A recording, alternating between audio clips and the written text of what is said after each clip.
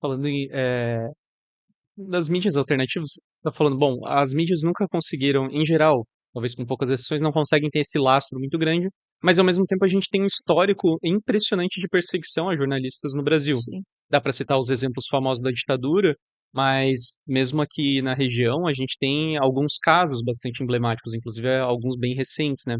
De ou mortes comprovadamente que tá comprovado que realmente houve uma perseguição, ou mesmo aquelas que foram escamoteadas e, em tese, pro corpo jurídico ainda não se sabe o que que aconteceu ou Uhum. se diz outra coisa, né? O que que você... Sempre o jornalista crítico sempre vai ser perseguido.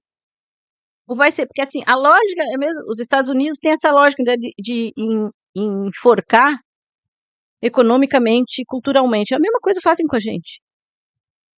Eles nos enforcam judicialmente, financeiramente, né? Quando a gente trabalhava num veículo, por exemplo, fazia uma matéria lá que o prefeito não gostava, ele entrava na justiça contra o veículo. Então tu tinha uma parede que te protegia. Claro, tu podia ser demitida, orará, mas enfim, não ia. Hoje não. Como não tem mais veículo, não tem mais mercado para o jornalista é chefe de si mesmo, tu faz uma matéria crítica e tu tá aberto a ser asfixiado juridicamente, como é o caso da Shirley Alves, que é aquela jornalista que fez a matéria da moça que foi estuprada ali em Jurerê. Conta essa história aí pra quem... Porque tem bastante gente que tá nos acompanhando que não é exatamente da região, então tem de outras Então, houve capitais, um outros estupro aqui estados. de uma moça aqui em Jurerê, por um granfino aí, e essa jornalista acompanhou todo o julgamento e tal, e lá no julgamento o cara, obviamente, né, não foi condenado e tal, e ela escreveu uma matéria contando a história. E saiu no Intercept, que é que nem saiu aqui, porque aqui não sairia. Ela teve que publicar lá em São Paulo, o Rio, sei lá onde é que fica a sede do Intercept. Saiu no Intercept e ela agora vive asfixiada com justiça. Os caras entraram na justiça contra ela, entendeu? E ela tem que se defender sozinha, não tem ninguém por ela. O Intercept até dá uma força, uma ajuda e tal, mas quem está respondendo é ela, não é o Intercept. Entendeu? E aí, é isso. Além desse caso, tem mais algum mais recente também, desse período? Desse Esse é período. bem recente também, né? É Mas tem mais recente, é algum recente. outro que você Bom, eu consegue? mesmo tive, eu lembro a época que a prefeita que era Angela Min, houve casos de morte de mendigos, estavam sendo assassinados e tal. E tudo levava a crer que podia ser, inclusive, da própria polícia que estava matando ele. Fiz uma matéria grande sobre isso, ofereci para todos os jornais, ninguém quis publicar. Na época estava nascendo a internet, então ela circulou pelo e-mail, que a comunicação era no e-mail e tal. E ali eu fui ameaçada, que eu dava aula na Univale, e eu chegava da Univale à meia-noite, meia-noite e meia, por aí, porque a gente vinha de ônibus de lá, né, de Itajaí, e eu descia ali no Cobrasol, onde eu morava, eu passava por uma espécie de vazio urbano, meia-noite e 15, meia-noite e meia, era bem perigoso. Eu descia para chegar até a minha casa. E as pessoas ligavam para mim dizendo: olha, a gente sabe onde é que tu desce. Olha, eu sei onde é que tu mora. Olha, eu sei quem é o teu marido. Olha, nós vamos te pegar. Então, assim, isso asfixia a pessoa. Se a pessoa não tem força, ela para. E nunca mais faz, entendeu? Então, tudo isso acontece com a gente, com quem faz esse tipo de jornalismo. Isso em todo o Brasil. Teve um menino lá, agora há pouco mesmo também, perdeu na justiça. Ele escreveu uma crônica ficcional,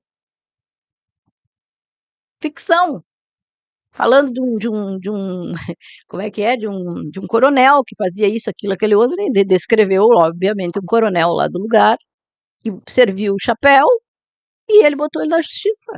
E ele perdeu. Você está entendendo? Então, assim, qual é o jornalista dessa geração, que é uma geração de cristal, que não pode dar uma topada no pé que já sai gritando?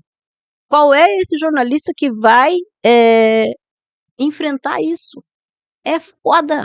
E tu acha que a censura pós-redemocratização, ela tá piorando recentemente no A Brasil? censura existe, a censura é a autocensura.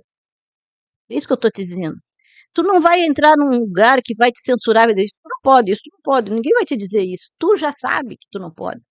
Não te autocensura, entendeu? Porque tu sabe o preço que tu vai pagar por isso. Eu sempre digo isso. Eu sempre digo, eu dizia isso para os meus alunos. Pegar minha carteira de trabalho, olha minha carteira de trabalho, ó, demissão, demissão, demissão, demissão, demissão. É isso que acontece com a gente. Não vou dizer para você se nós vamos ser famoso. Nós nunca vamos ser famoso, porque nós não temos o perfil do famoso. O famoso é baixo, poder. Nós vamos se ferrar a vida toda, entendeu? Então, e quem quer esse compromisso? Eu te perguntei se tá aumentando no sentido de que, bom, tu citou os casos mais regionais, locais, e eu fiquei até pensando que um dos marcos mundiais, digamos assim, tenha sido a prisão do Assange, né? De alguma forma, isso E foi ver um o que baque fizeram com para. ele. Sim, se o Assange passou pelo que passou, com toda a mobilização mundial, que dirá a nós, entendeu? Isso são os mecanismos que o poder traz para, como é que a gente diz, aquele cara que eles mostram como exemplo, entendeu? Olha o que aconteceu com ele, o que ele fez, ele disse a verdade, ele mostrou a Literalmente só a realidade. liberação de fatos, Sim, inclusive, ele só de não fez arquivo. nem interpretação da notícia, ele mostrou um vídeo, né? E foi preso, passou, aquilo não foi uma prisão, aquilo foi um inferno que ele passou, para dizer assim, olha, nunca mais você faça qualquer coisa nesse sentido, entendeu? Aí eu te pergunto, que ser humano fará? A gente precisa de muita coragem, e é uma coragem em nome do quê? Entendeu? É uma coragem em nome do quê? Se tu não tem apoio de ninguém, para que eu vou ter coragem de denunciar se ninguém vai comigo? Não foi o caso do Assange. Muita gente foi com ele, mas assim, no geral, ninguém vai com a gente. Quando tu enfrenta uma coisa dessas, um- um- uma coisa na justiça, uma ameaça à tua família, mas ninguém vai contigo. A tendência é se afasta, se afasta, se afasta. Pessoa, não, não, não. Fulano não, fulano não. E como é que tu analisa, por exemplo, o caso de Gaza? Eu acho que foi das questões mais recentes, o mais emblemático, né? Porque literalmente tem jornalistas sendo assassinados a Monstros, todo momento. 200 e poucos jornalistas foram mortos, cara. Isso não é pouca coisa. Isso era uma coisa que me incomodava, me incomoda, porque Gaza não parou, né? O cessar-fogo é uma farsa. Até 3 dias atrás mataram mais 3 jornalistas, já deve estar em 300. Uma nota de repúdio da FENAGE. O que se faz? Quem vai por nós? Ninguém vai por nós. Entendeu? Aqueles meninos morreram em Gaza em nome do povo deles. Entendeu? Vai ficar na história o registro que aqueles meninos e meninas jovens fizeram, morreram, deixaram registrado nas fotos, nos vídeos, nos textos, mas eles foram sacrificados. E assim são todos sacrificados. O Assange sacrificado, o próprio Snowden, que não é jornalista, mas que também revelou verdades e que hoje tem que andar se escondendo. Qual que é o do Snowden? O Snowden revelou essa lógica da internet, né? O roubo dos dados. Ah, claro. Ele está exilado lá na Rússia, escondido. Ninguém sabe onde ele está, porque os Estados Unidos quer matar ele. Só não matou porque não quis ainda. Eles conseguem achar, né?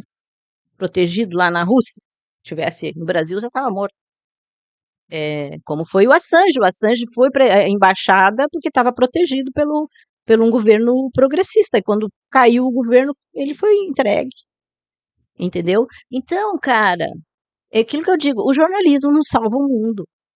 Né? O jornalismo faz o seu papel, como faz o filósofo, como faz o médico, como faz o engenheiro crítico, como faz a professora crítica. Nós fazemos o nosso papel nessa engrenagem que nos destrói. Que nos destrói. Pega uma professora que vai dar aula na escola, ela vai ser destruída sistematicamente. Se ela não fizer aquilo que o sistema diz que ela tem que fazer. Ela vai ser demitida, ela vai perder isso, vai perder aquilo, ela nunca vai chegar a um cargo, ela vai ficar ali. Entendeu? É isso que acontece com a gente. Nesse mundo, nesse sistema, nesse estado que nós vivemos aqui. Então, assim, não tem como mudar nada se a gente não mudar isso.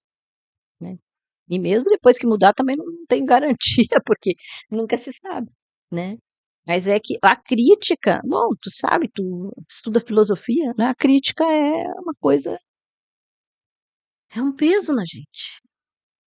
É uma coisa bem difícil mesmo. E para o jornalista é pior ainda. Porque, como eu te falei, antigamente a gente ainda tinha uma empresa, defendia a gente, mal ou bem. Hoje não, hoje tu tá sozinho. O jornalista foi pejotizado, ele vira um PJ, pessoa jurídica.